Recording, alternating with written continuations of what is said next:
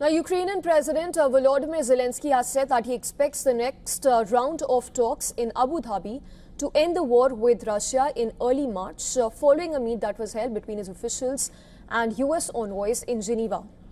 Now, after the Geneva talks, Zelensky even said that security guarantees must be finalized and preparations should be made for a high-level meet, while noting that talks with Russian President Vladimir Putin could resolve many issues.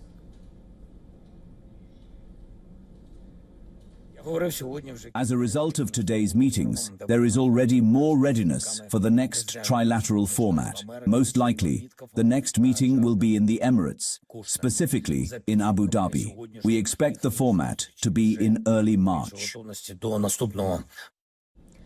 Kiev has long said that the only way to break the deadlock is a meet between Ukrainian and Russian leaders who last faced each other in 2019.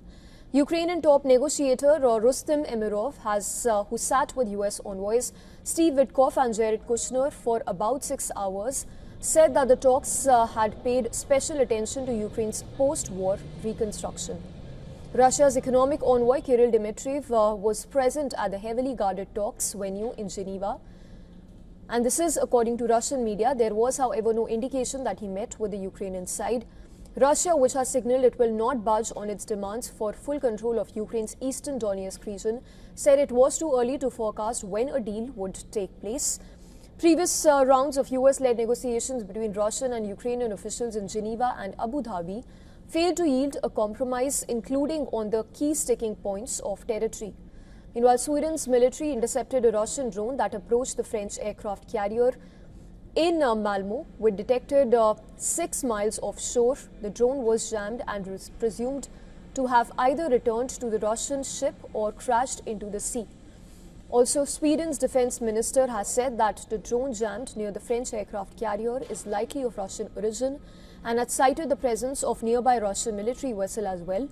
A Swedish Navy vessel spotted the drone and jammed it using electronic signals in an attempt to break the connection between the aircraft and its operator or even disrupt its navigation tools. The minister said that it was likely that the drone had violated Swedish airspace. Swedish armed forces are for now investigating the incident, which occurred on Wednesday in the Öresund Strait, which is around 13 kilometers from the region. The International Monetary Fund, for that matter, has now approved an $8.1 billion lending package for Ukraine, while granting immediate access to around $1.5 billion.